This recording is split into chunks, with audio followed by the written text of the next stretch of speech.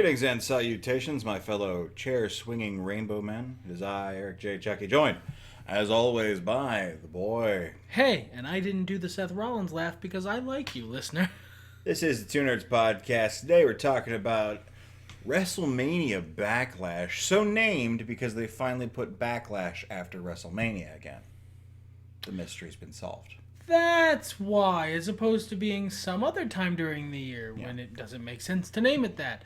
I still think it was unnecessary. Backlash gets that across just fine. I feel like also for it being the second pay-per-view on Peacock, that might draw in a few more casuals who'll go, oh, this is like that WrestleMania I've seen.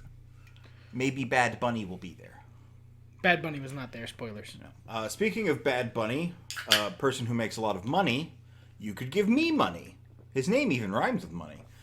Patreon in the description. Books in the description. My most recent one, quite the banger.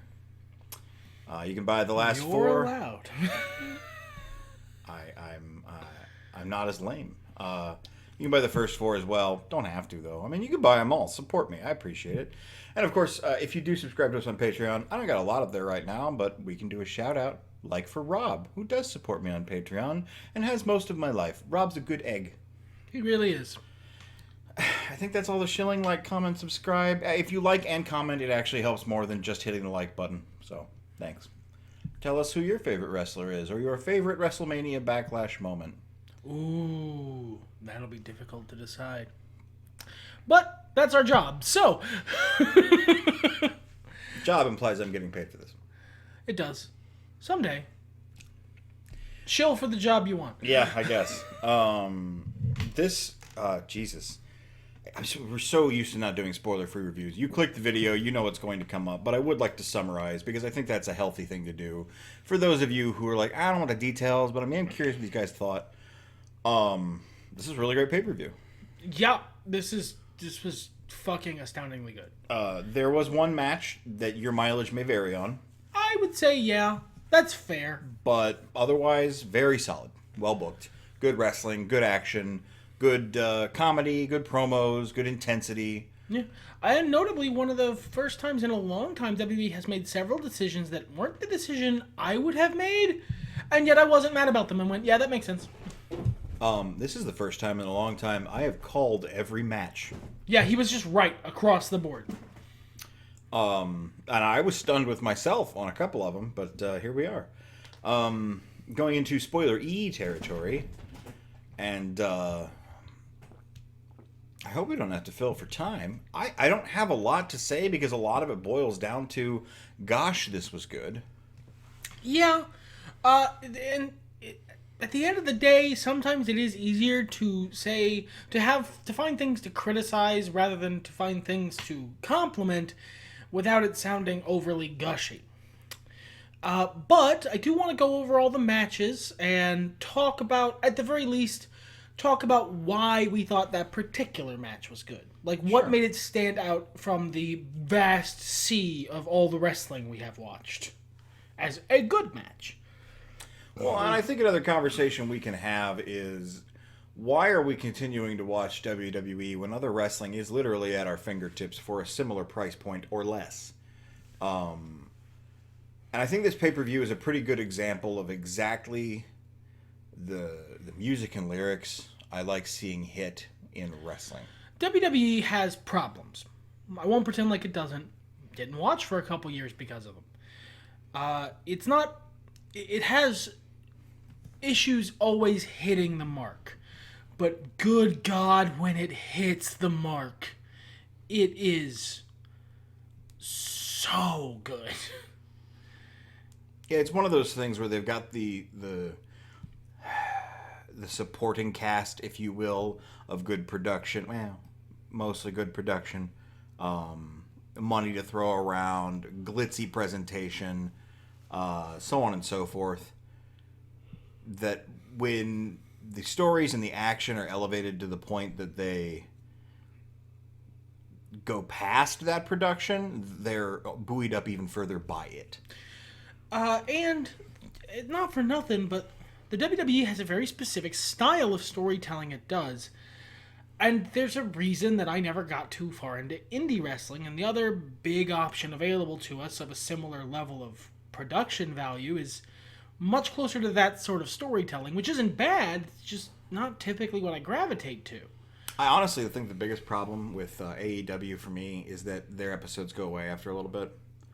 Yeah, it's very stressful to keep up. I don't even know if stressful. It's just like it gets ahead of me, and I'm like, well, now it's hard to want to insert myself back in. I will be in a perpetual state of resetting the meter. Yeah, no thanks. But not to bag against AEW. I'm here to talk about pay-per-view I really fucking liked. Yeah. Well, that wasn't bagging. It's just the reason I don't watch it more. It is what it is. This I can watch a pay-per-view every month-ish, and yeah, the video packages keep you up. It's not super expensive. It's a package of a thing we already use for other stuff.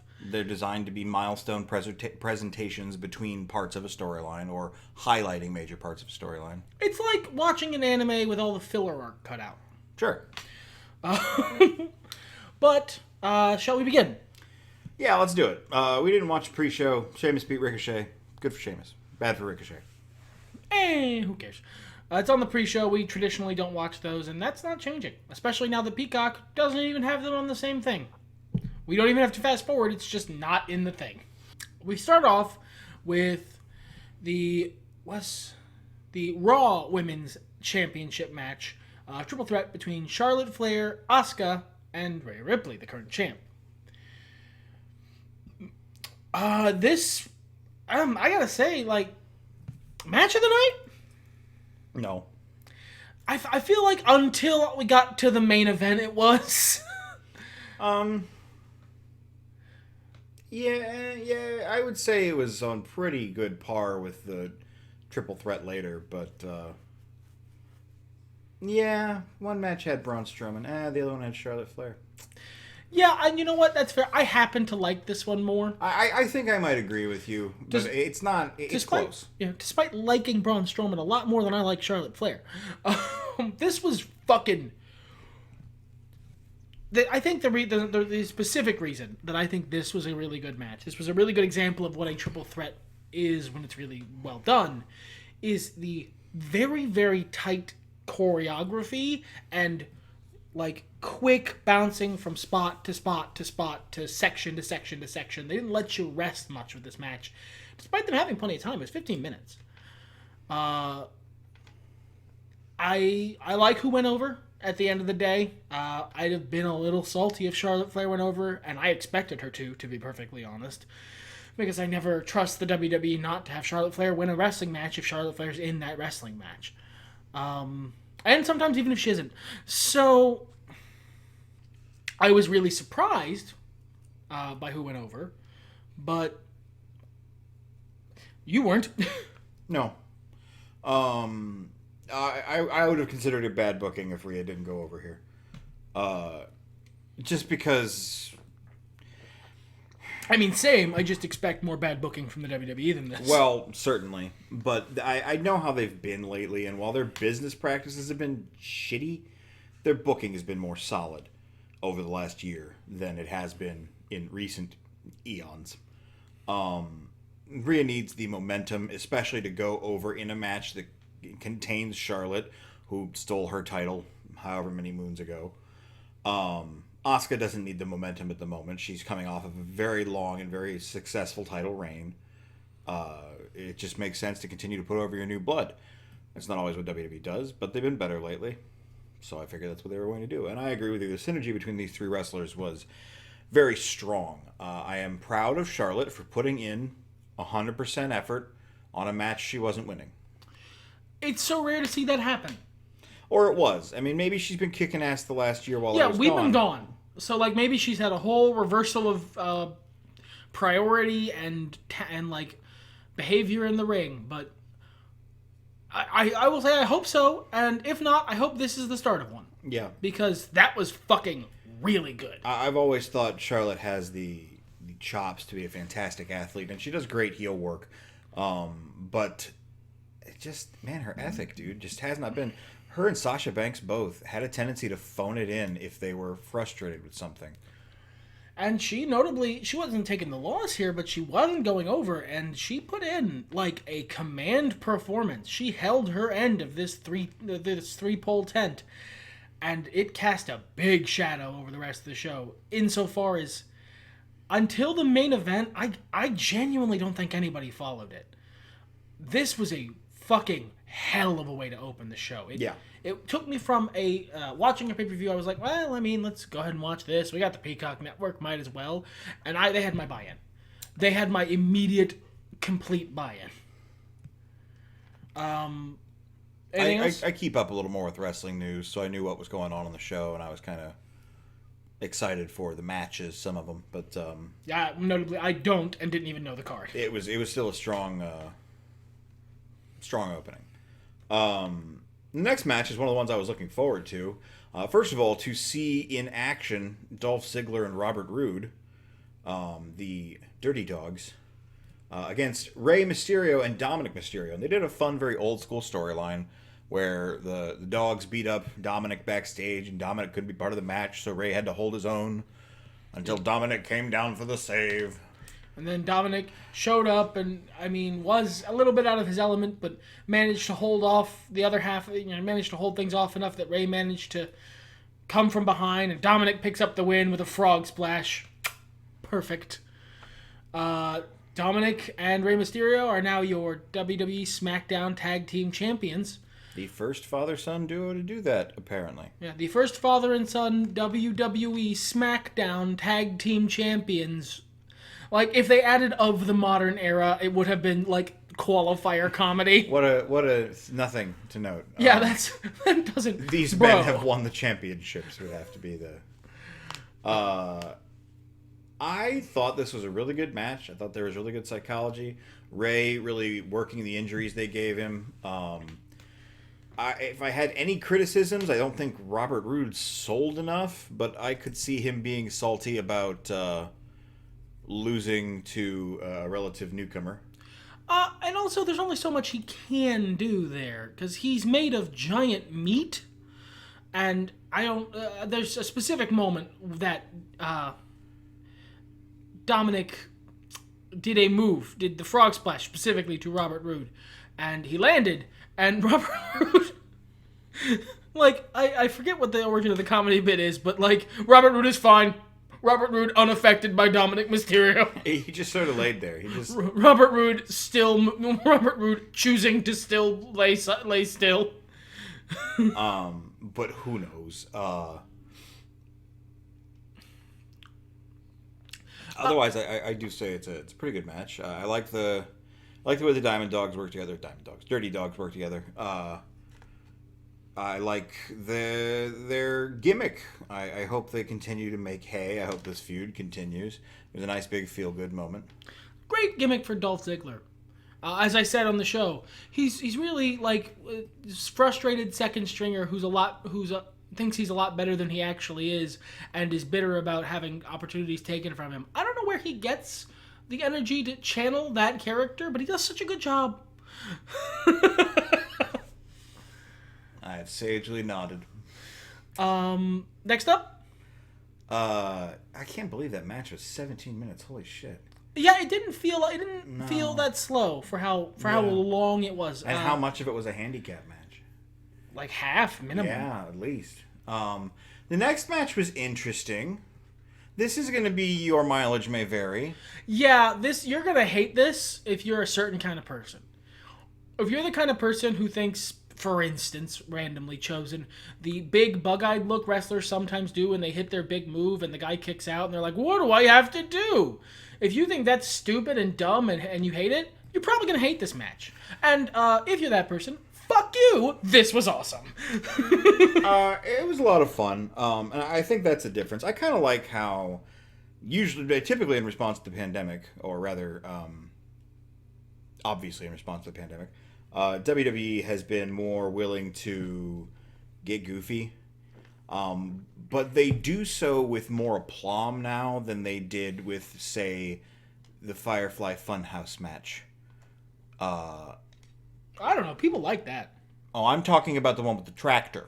Oh, that was the Firefly That was a House of Horrors match? Whatever. Okay, you're probably right, because that was back when he wasn't...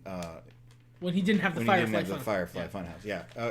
No, the... Haunted Tractor. Yeah, The House of Haunted Horrors. Tractor match. The projecting bugs onto the mat match. That was 2 different matches. I know.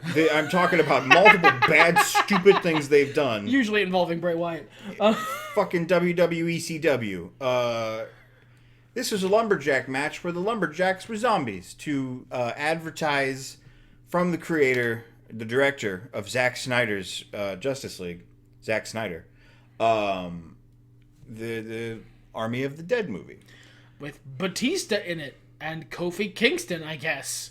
Oh, I didn't see Kofi. I thought I saw him for a bit, or that might have been that they were weirdly, insistently intercutting ads for Army of the Dead with just regular wrestling. Yeah. And my brain was like, what's going on for a second? Anyway, the lumberjacks were zombies. I thought it was fun. I love that they committed. Like, they sort of half committed at the beginning, like, I guess maybe this is a thing, the new movie's coming out, maybe that's why they're zombies. But then once the zombies were there, they just reacted as if they were fucking zombies. The zombies did zombie stuff. It gave little bits of stuff that I would like to see carry through into future lumberjack matches. Like, I liked that the lumberjacks were reaching into the ring, because they're zombies, to get at the wrestlers, to get them, and like grab their ankles and pull them out of the ring. That was fun. That was added an extra layer to it. That's interesting. I really liked also that the zombies were completely a neutral party. A lot of times with lumberjack matches, it's Team A versus Team B on the outside. This guy's goons versus the other guy's goons. And then the two teams of lumberjacks end up fighting, and it becomes a big brawl. And that's not bad, but like I just liked that it was different. I liked that the zombies were just like, yeah, we're hungry for human flesh. You're made of human flesh, so we will be hungry for you. It was full of so many just cornball amazing moments, the kind of shit I love. John Morrison running away at the beginning of the match only to come back later to fight for his friend, and he fought a bunch of zombies to try and help his friend retain his wrestling championship. It wasn't even over a title. No, it was just to help him win his match against this man he doesn't like. Damian Priest and The Miz, like, back-to-back fighting zombies and doing the turn where they turn and start to attack each other and realize they have a greater common enemy, and then they go fight zombies for a while before coming back into the ring to do more wrestling. Just all sorts of really fun shit. John Morrison gets eaten by zombies, Damian Priest wins, and then The Miz gets eaten by zombies. There's a joke we like to make here at the Two Nerds House. You should do a lot of e-fetting, as you may know from being a longtime fan of the channel. And I had a character who was supposed to be a robot. So he wore like a Daft Punk helmet in the matches. And I e-fetted with a lot of purists. So I put right in the bio, how is he supposed to take injuries if he has a giant helmet? If he's got a giant helmet on. And I said, kick him in the head. I don't care. He'll sell it. He's a robot. It's fine. Kick him in the head. He'll sell it. That's basically what we're going on here. Oh, zombies. That's not believable. Man, The Undertaker has been shooting lightning and coming back from the dead for 1,000,000 years. I think they killed Paul Bearer 9 times before he died. Kane the Governor can shoot fire out of his hands. I'm not even saying that one time Kane shot fire out of his hands and then he became... Is he a governor? I don't remember anymore. He's a mayor. Mayor. But it's still, as the mayor, he shot fire out of his hands. He's still Kane. It's wrestling. It's comic books. It's fake and we know it, so let's celebrate that, and occasionally zombies show up. Bray Wyatt can teleport John Cena and change his outfit against his will and run him like a robot puppet. Sometimes there are zombies. Did it make sense? No. Was it stupid? Yes. Was it amazing? Also, yes. The greatest lie anybody ever told, that the entire body of wrestlers in the 80s weren't on cocaine. And, steroids. And you believed it. At the time. So, I thought this was fun. This was super fun. This was super fun. A great, it wasn't the best wrestling match ever, but I really like Damian Priest. He's got big, mid-2000s creator wrestler energy. And I really like this match. This was super fun. I still love The Miz and Morrison's current gimmick. Too bad they died. Yeah, they were eaten. They were eaten by zombies. I hope they come back next week selling absolutely none of it. Or maybe they've got a wrap around one of their arms. From the zombie bites. Yes. Next contest was Bayley versus Bianca Belair for the SmackDown Women's Championship. I gotta say, I like what they've done with Bayley's gimmick, or what Bayley has done with her gimmick. She's gone maniacal. And she's the queen of all Karens. She is the Uber Karen. She is their king. I love. I need to stress this. I have to. I know why you're saying that. It's the haircut, right? But there's a reason that didn't resonate with me when you said it, and I only just realized why. Vicky Guerrero already exists. Yes, she is taking the mantle. I don't know if she can. She has to beat her. Oh, yeah, this exactly. is clearly building to Yeah. Vicky Guerrero versus Bayley at WrestleMania for the title of the queendom of all Karens. If I thought there was a snowball's chance in hell you were correct, I would give you this bit. I need to stress, I love Bayley's haircut. But I love it because it is single-handedly the ugliest fucking haircut I have seen in years. It is hideous. Amazing. I've seen too much Rob Liefeld art. I'm just dead inside. That's exactly what it looks like. Yeah. It looks like a Liefeld drawing. Or that Cleopatra 2525 lady. But worse. Much worse. I love it. It's great. It's great heel hair because it looks fucking ridiculous and you get the sense that she intends you to take it very seriously, and I love that. Their match was fine. That was a strong contest. Yeah, it was... Alright, so this is a damned by fate praise situation for me. This was a really good wrestling match. It's probably my least favorite match on the card. Just, not because it's bad. Just because it was batting in big leagues this evening. I mean, it's one of those things where if you are ranking your favorite matches on the card and they're all good, one still has to be at the bottom. Exactly. I still loved this match, but I think mine was probably Rey Mysterio versus Dolph Ziggler and Robert Roode. It was yeah, you know what? That's fair. That one's a lot less. That's less in my memory. I could be convinced that it should be that one. You're right. Again, basically what I said about Rhea Ripley applies here as well. Bianca Belair needed to pick up a win to solidify her championship reign.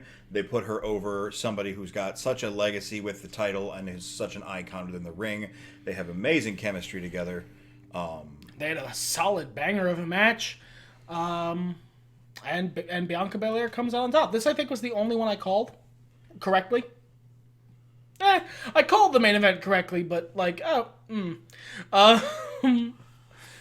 but I don't have much specific praise to give this aside from... No, it's very solid technical wrestling, really good acting, ring work. I mean, that's the song of this pay-per-view. Really, the only match that's kind of weird is the zombie one. And that's because there's zombies in it, and even then, they did a really good job. Yeah, they had a lot of fun with it. Zombies. You could, whatever you end up making these guys, I'm going to be really sad when half this podcast is eaten. If you guys have been listening to this and there's weird empty spots, my computer's being a butt munch.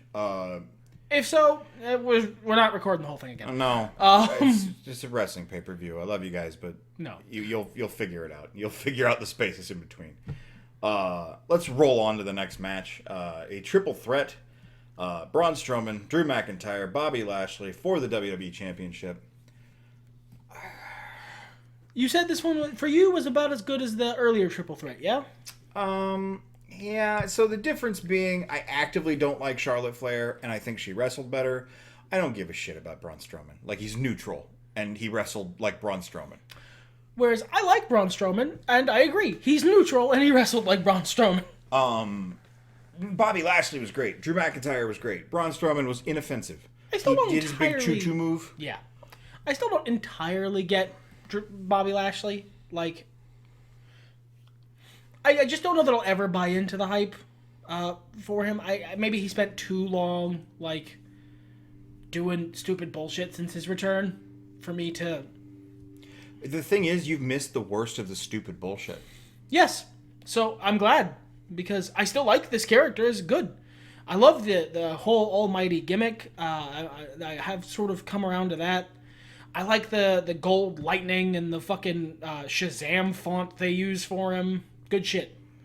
Yeah, really solid gimmick. MVP being there is really good. I mean, he's not a Paul Heyman, but they're still making good work out of this. Well, there's only one Paulie Dangerously, but MVP does a damn decent job. Yeah. Yeah, I don't really... I mean, my stake in this wasn't huge.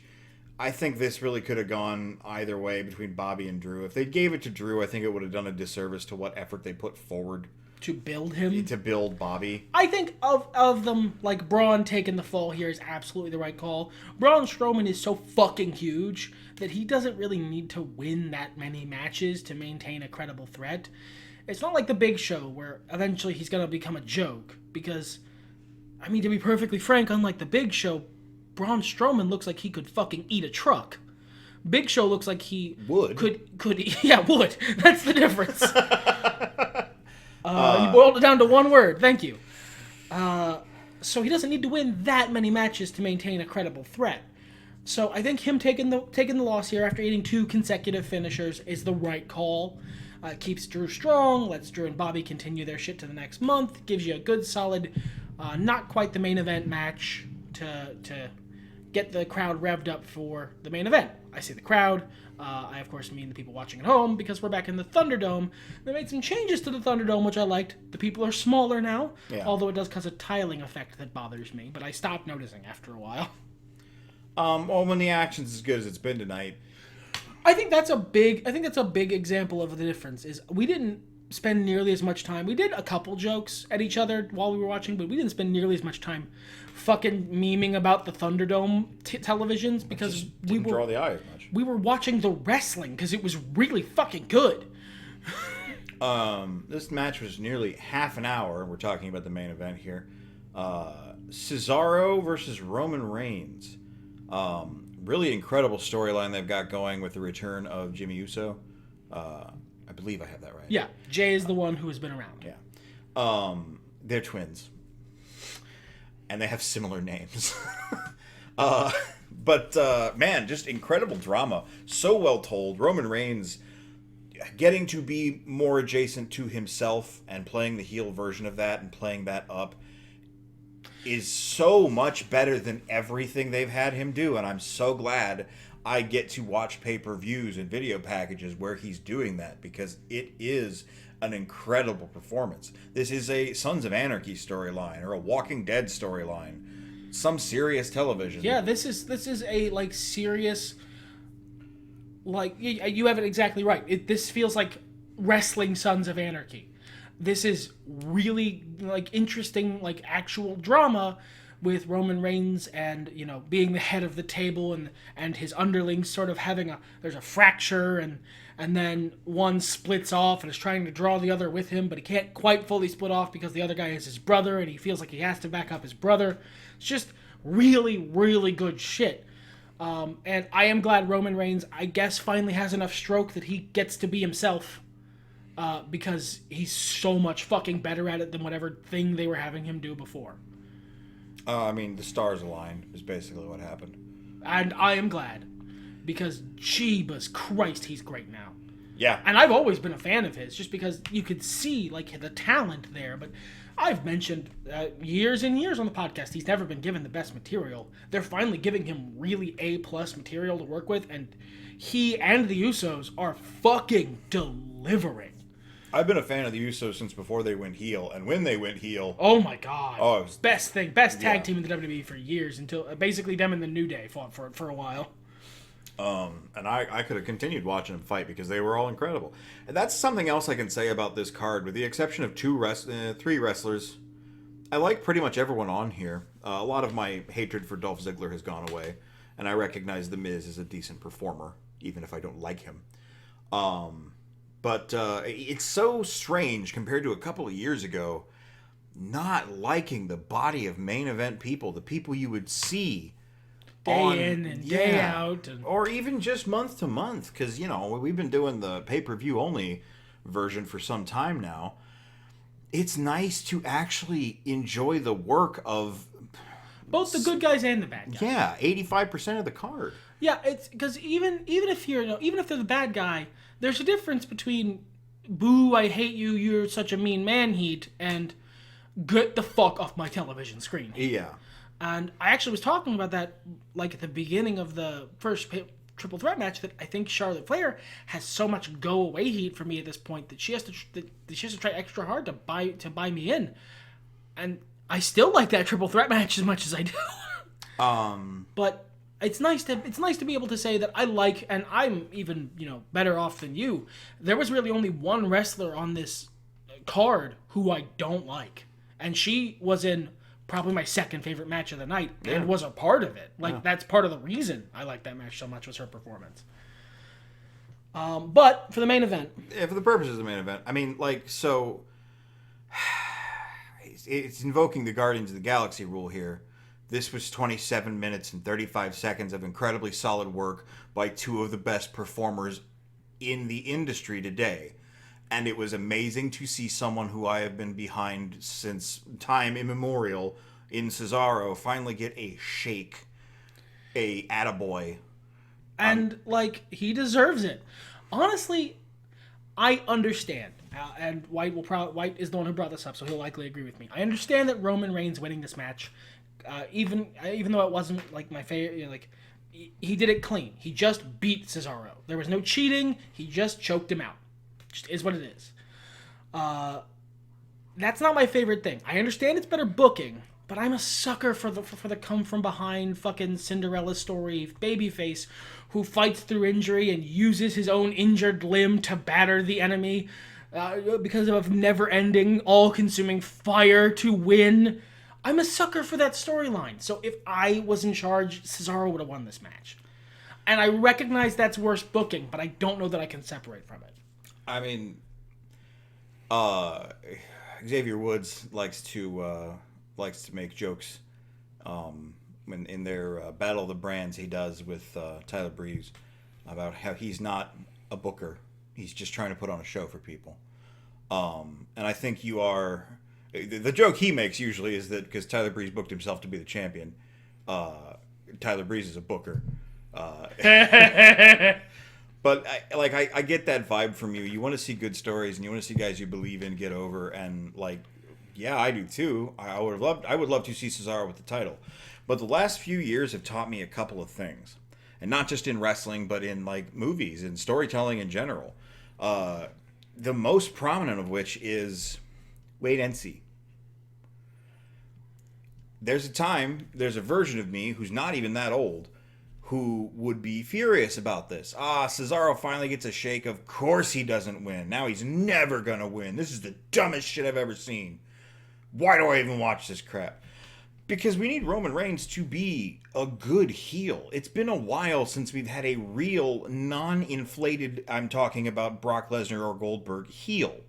Yeah, someone who is not Broly, not Godzilla, but is strong. They're not Weasley. They're not only champion because they're cheating. They're not infinitely worse than the mighty strong John Cena. I mean, babyface. They are a powerful, independent competitor who also happens to be a dick. What they're building right now is a Triple H, and as we've seen, you can go too far with your Triple H. It is possible. Ask Triple H, he would agree. But this is the exact character and a quality of which we have not seen in some time, at least not at length. He cheats to win because it's convenient, because he can. Why would he not use the assets at his disposal to win a match? And this match tells us, as he sends away Jey Uso at the beginning of it, I don't need you. I know we play this game because it's fun, but I don't need you. I feel like you're getting too big for your britches. I feel like you think that I need you to win, that you are the champion too. That's not what this is. I'm the champion. I am the head of the table, and I'm going to need you to acknowledge that. And it's incredibly well built because of the shenanigans that went on, and you can watch it in the video packages, or maybe you watch week to week, where, God bless you, you brave soul. The Usos challenged Cesaro, and it was a tough effort, and you can see the reaction to that when Jey comes out after the match, after Roman is victorious and secures his title, and gives him his little chili pepper things. I don't know what they're called. I actually tried to look it up months ago. In deference, I'm sorry, you're right. You are the shit. Here's your cool necklace. You have my loyalty, my liege. You're the king. And there's that small moment of him chomping at the bit and like wishing to further prove his loyalty. He feels he has projected this insecurity he's had and this friction he's having with his brother onto Cesaro. Cesaro, the enemy of my people, the enemy of my stable. And he's visibly chomping at the bit to go beat the shit out of this man who he sees as his enemy, the symbol for his momentary lapse in loyalty. And Roman Reigns, like a beneficent king, just goes, go ahead. And then Jey Uso beats the fuck out of him for like 3 seconds. It went on for a little while. Yeah, it went on for a little while, but not as long as it otherwise would have because interruptions happened. Incredibly quality match. I would definitely, if you watch nothing else in this pay-per-view, the opener and the closer. They're building up Roman Reigns like a fucking anime end villain boss. I think they've finally gotten the right writers. They used to hire daytime soap writers, and that's not what you want. Lately, they're hiring cable TV writers, drama writers. Yeah, and prestige television. That's the writers you want, and they're doing a good job. The show closes with Seth Rollins coming out in his amazing rainbow jacket. Yeah, oh god, fucking amazing outfit. He just wants to fight everybody because he's crazy. And so he decides to fight Cesaro because Cesaro is currently weak, and that means he's easier to fight, I guess. And Cesaro insulted him and did all those swings to him last pay-per-view. And, you know, he and Roman have a nice stare down, building up for Hell in a Cell, maybe, SummerSlam, maybe. We'll see. Building up for the next inevitable Seth Rollins versus Roman Reigns match. They'll happen again. They're not quite the John Cena and Randy Orton of our time, but Seth Rollins and Roman Reigns will be fighting again. It's hard to be the John Cena and Randy Orton when you change as much as those two have at this point. Yeah. Seth Rollins from 8 years ago and Roman Reigns from 8 years ago are different fucking people. And it's good. And it makes me want to watch both them for the fight better, again. by the way. Both a lot better. I thought this was a quality pay-per-view. Really blew my expectations out of the water. I'm looking forward to Hell in a Cell. We're not a wrestling news site, but we did talk about it in the last podcast. So if you follow us on this, I did want to mention the rumor, the scuttlebutt about why the Fiend match was so weird and he lost at WrestleMania. Turns out our good friend, personal friend that we've met and hang out with on the regular, drink beers with him. Don't ask why we had to figure this out from internet rumors. He's very private. Yes. Mostly just comes over and we play Smash Brothers. Bray Wyatt, weirdly enough, Mewtwo main, was suffering a lot from the loss of John Huber, which you can kind of tell with his little dedication at the beginning, despite how long it has been. And he was basically only coming back for the event match. Yeah, like the Fiend needed to transfer his heat because Wyndham Rotunda needs time off to deal with the fact that his friend is dead. Okay, yeah. I can't be mad at that. No, perfectly good reason. Real life comes first, man. Yeah, 100,000%. Context is important, and I appreciate the death of kayfabe in a lot of ways. It's nice to know. It's nice to know that this wasn't just another example of the WWE choosing to shit on Bray Wyatt after they just did the Firefly Funhouse match, where they literally took themselves to task for 30 minutes about how much they took a shit on Bray Wyatt. They literally did a whole match about, weren't we stupid? And then they did it again. I was pretty bad. I was pretty butthurt about it. But no, that's not what happened. That's not what happened at all. And it's really nice to know that. It gives a modicum of that faith back, you know? Yeah, it certainly does. And this show gave a lot of faith back. Oh god, yeah, this was so good, guys. Like, if all our rambling has sounded at all interesting, watch this pay-per-view. The Peacock Network is not super expensive. It's like $5. Even if you haven't watched wrestling in a while, give this one a shot. Yeah. It's not overblown. It's not too crazy. The weirdest thing is a zombie match, and sometimes we have those now. That's a way that wrestling is different. You're going to need to get used to that. Mm-hmm. So it's good to pick this one. I think we're all set here. I think we are. Everything's better when nerds talk about it. Fuck it!